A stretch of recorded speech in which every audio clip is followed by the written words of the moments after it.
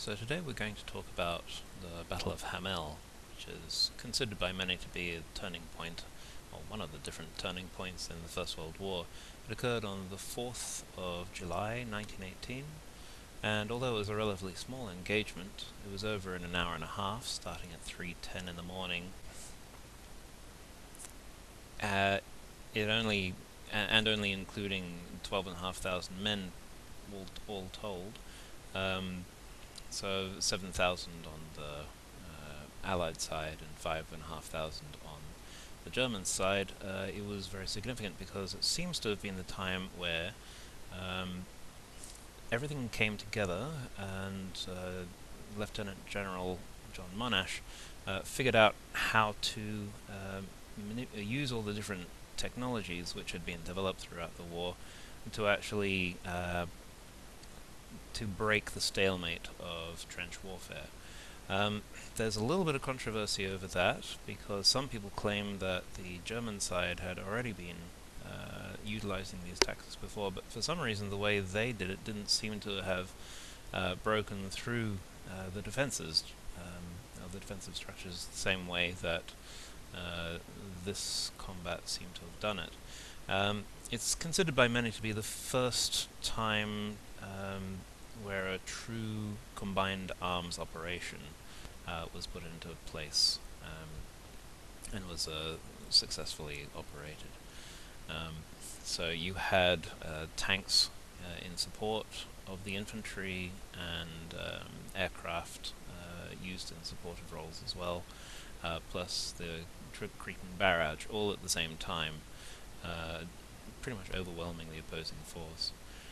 So the situation was that overlooking the town of Villers-Bretonneux, where the Allies were holed up, there was a town by the name of Hamel, and it was on a spur on a mountainside, approximately 3 kilometers away. And the Germans were using that as a facility to establish some artillery fire and lay down artillery on the Allied troops at Villers-Bretonneux. So the newly promoted Lieutenant General John Monash took command of the 7,000 troops, and he was meticulous in his planning.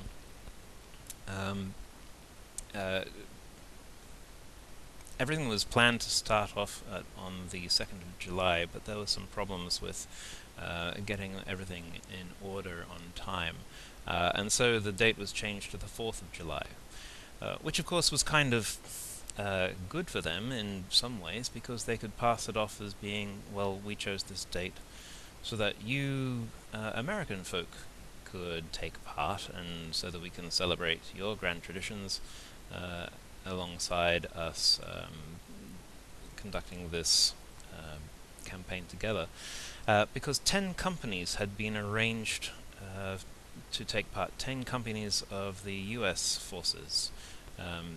Prior to this, they had not been used in an offensive way. They had been Pershing had lent out a number of companies to the British and Allied forces as a training exercise, on the understanding that it'd be used as defensive roles and to get some combat experience, as the Americans were considered quite green at the time.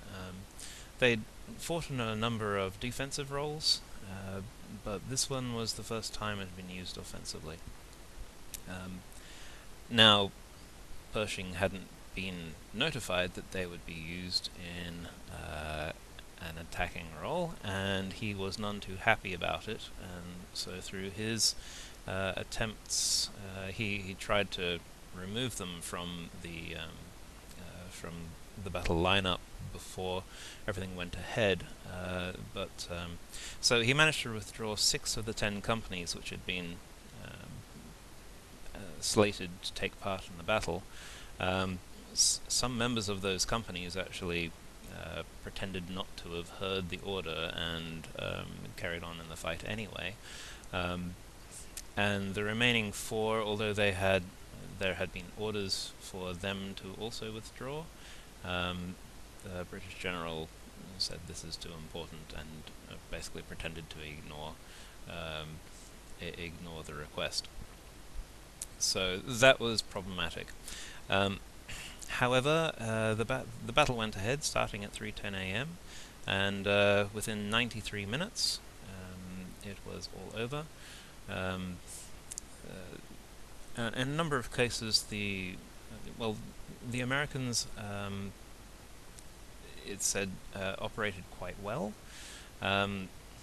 but a number of their leaders were cut down relatively early in the battle, and it was left to some Australian troops to step forward and lead them, and reorganize them and put them back in the fight.